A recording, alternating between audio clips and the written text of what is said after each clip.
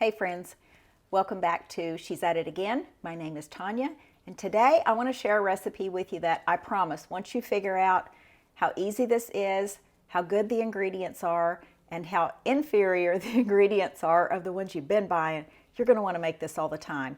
And the good thing about it is you can not only make this all the time, but you can make multiple batches ahead of time, either can them or put them in the freezer, and it's just as good when you use it that way. So today we're going to be making a double batch because I want to use a batch for a casserole that I make tomorrow, and I want to put a batch in the freezer. So the next time maybe I'm in a hurry or I just don't have mushrooms on hand, then I will have that in the freezer. So we're going to be making cream of mushroom soup, and if you've always bought it out of the can, don't feel guilty because trust me, I've bought enough to put your amount to shame. I promise you that. I'm not even kidding when I say I've had as much as 20 to 30 cans in my pantry at one time, and our house burned. And I was going, what in the world?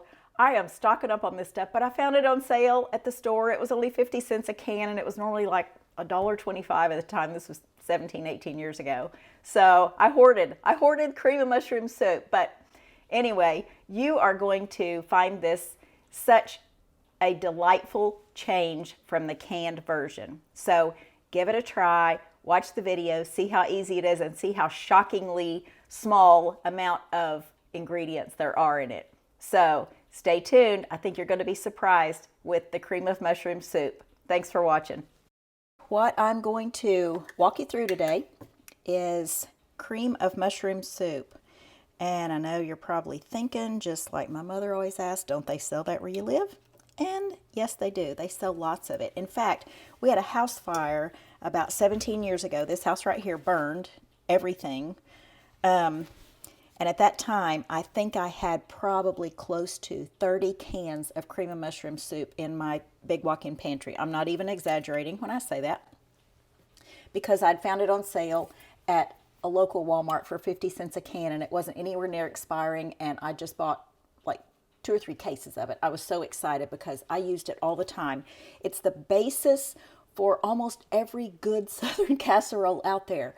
But if you look at that list of ingredients, it's just quite astonishing as to what they can put in there in the name of food, which is not really food. It's more preservatives than it is anything, and flavor enhancers, which is what monosodium glutamate is. It's like a microphone for your tongue. It has no flavor to it on its own.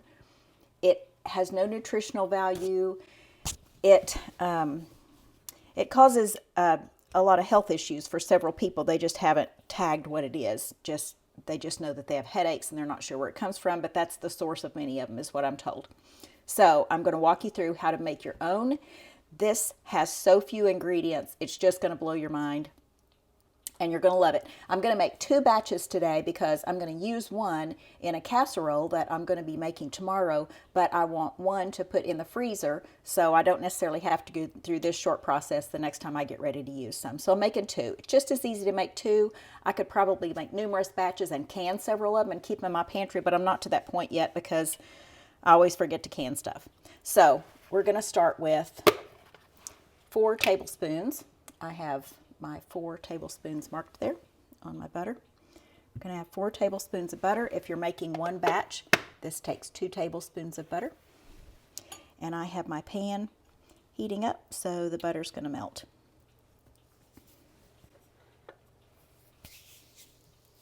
So our ingredients today are butter, mushrooms, cream cheese, milk, flour, salt, and that's it.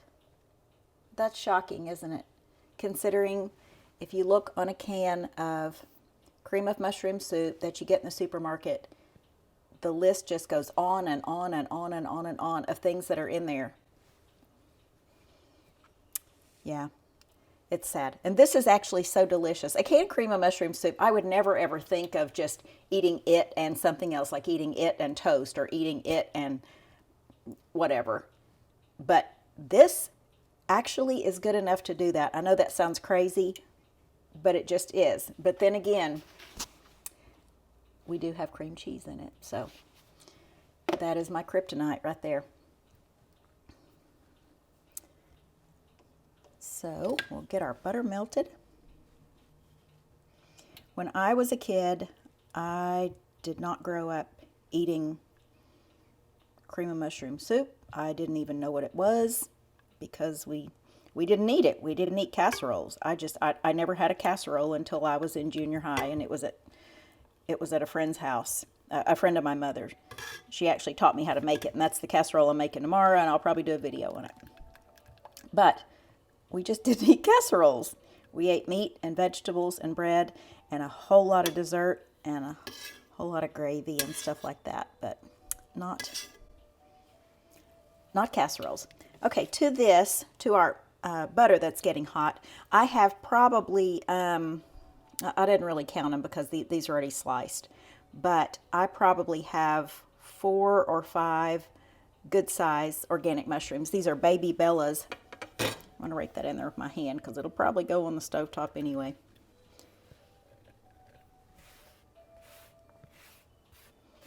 These just seem to have more flavor. Maybe it's just tricking my mind, but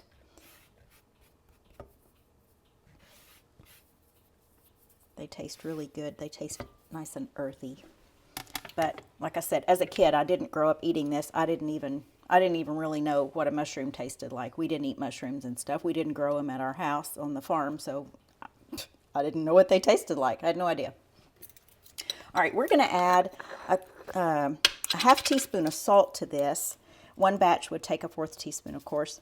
And what we're going to be doing is called sweating, like you would sweat in the heat. We're going to be sweating these mushrooms, and it's just going to bring out the moisture in them. So that's all this is for. I mean, other than obvious flavoring, it's going to bring out the moisture in the mushrooms.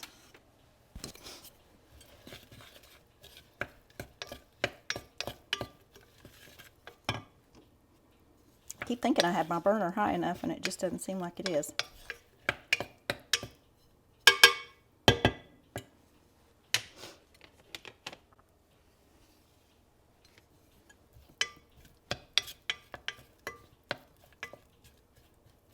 Be sure you use real butter too. Margarine is not actually real food. I hate to break the news to you, but it's just not. I learned that a few years ago.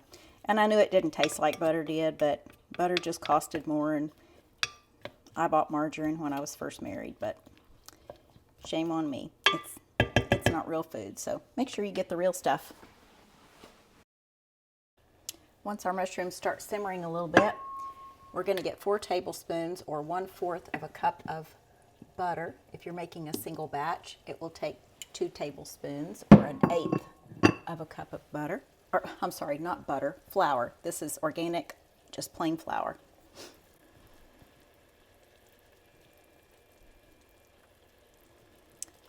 So what you're going to see at this process during this is making a roux, which I've said before, it's spelled R-O-U-X, and it's to make a paste or just a thick mixture. And then when we add our liquid to it, it forms a gravy. That's the whole basis for gravy. But we want to cook the flour. We don't want it to have that raw flour taste. So our mushrooms are sizzling in the butter. We're going to add our flour directly to it. Give that a stir, and you'll see that the butter soaks up most of that flour, and that's what we want. We want it to pull away from the edge of the pan, and at that point we're just going to let it cook for a bit because, again, we don't want that raw flour flavor. But our flour is our thickener in this. It's going to make a beautiful thick gravy-like consistency. Now at this point we can also add our cream cheese. I have a couple of tablespoons left in here, and that's exactly how much I need. You can actually add your cream cheese at just about any point in this recipe, but I find it's easier to add it at this point because it can get melted and blended into the other mixture pretty well.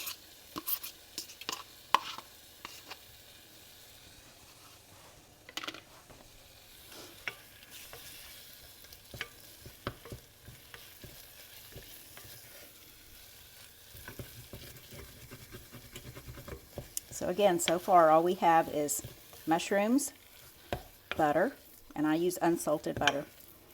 We have salt. we have flour and cream cheese. The next thing we're going to add is 2 cups of whole milk.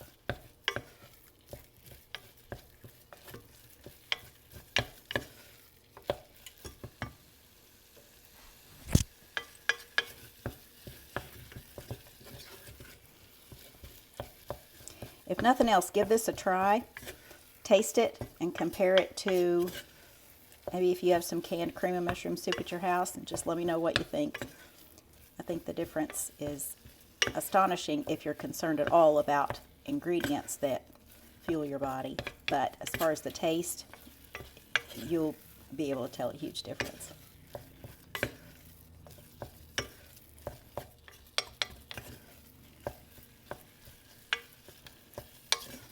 Okay, you can see how the consistency of that is just almost like a ball of dough.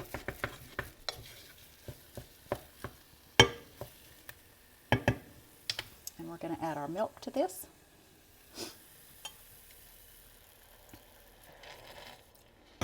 We'll add a little bit and whisk it in just to get it mixed up well, so it doesn't stay in a blob. See how pretty that is? It gets thick pretty quick. Now we'll pour the rest of it in. This is 2 cups. If you're making one batch, of course, you would use only 1 cup of whole milk.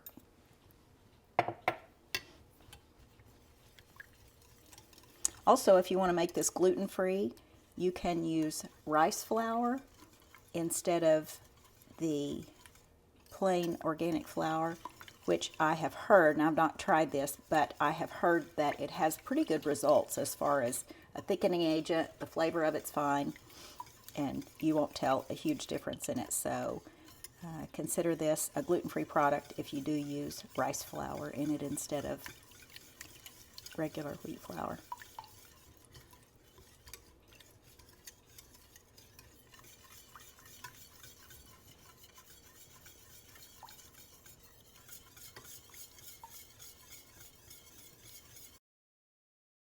The recipe for this will, of course, be in the description next to the video if you want to access that. I had someone text me the other night, a real good friend, and she said, "Can you just take a picture of that recipe for something?" It was one of the in the earlier videos. And I texted her back and I said, "I can do that, but you realize the recipe's in the description." And she said, "I don't know how to see that." She said she'd get one of her sons to show her how to do it, which was really cute because that sounds just like me. If I didn't actually have a YouTube channel, I probably wouldn't know how to find that either, which is kind of funny. We're a lot alike. But she's so sweet. She was wanting the recipe to something. She was going to try it. That gets me excited when people actually contact me and say, "Hey, I need to know how to make such and such." I think, okay, good. I'm convincing them that this is actually worth it.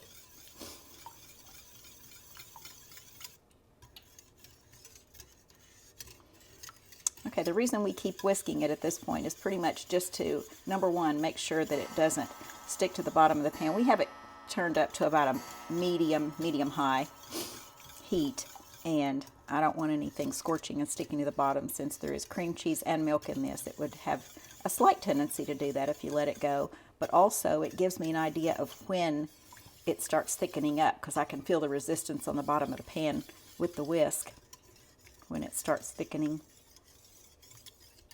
It won't just do it all of a sudden, but you need to know when to expect it, or else it'll kind of be lumpy and you'll have a hard time catching up with yourself if you don't keep whisking it.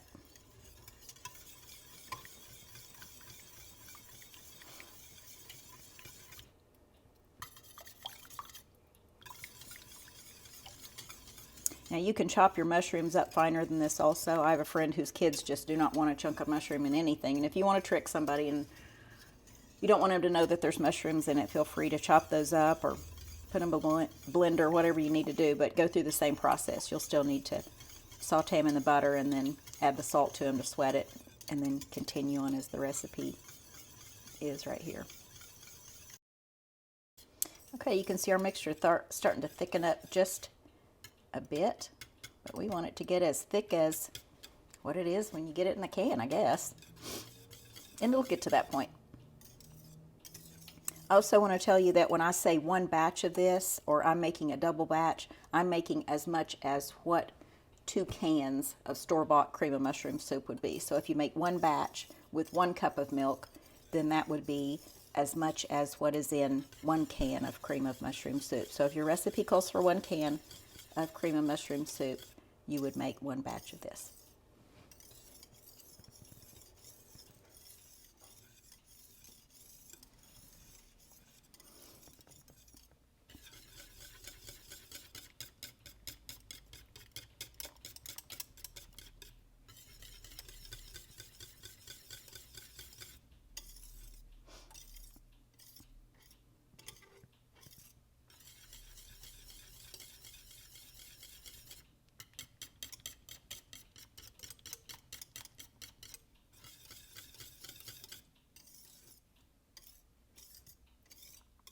This will thicken a bit as it cools off, so don't worry if it's not super thick to where it's spreadable or something like that when you're cooking it, because it's definitely going to thicken up a bit when it cools off.